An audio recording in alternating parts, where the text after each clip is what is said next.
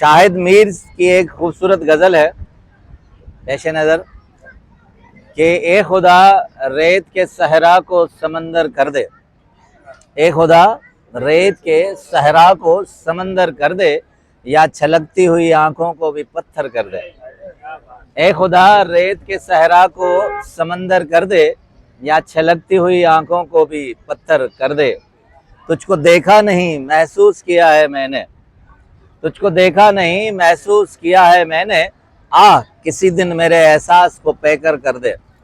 اے خدا ریت کے صحرا کو سمندر کر دے۔ بہت خوبصورت تشبیہ ہے کہ دل لبھائے ہوئے خوابوں سے تو کہیں بہتر ہے، دل لبھائے ہوئے خوابوں سے تو کہیں بہتر ہے ایک آنسو جو تیری آنکھ کو منور کر دے۔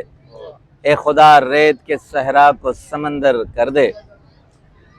بہت خوبصورت حاصل غزل مصرع کہ اور کچھ بھی نہیں درکار مجھے لیکن، اور کچھ بھی نہیں درکار مجھے لیکن، میری چادر میرے پاؤں کے برابر کر دے۔ اے خدا ریت کے صحرا کو سمندر کر دے، یا چھلکتی ہوئی آنکھوں کو بھی پتھر کر دے۔ بہت شکریہ۔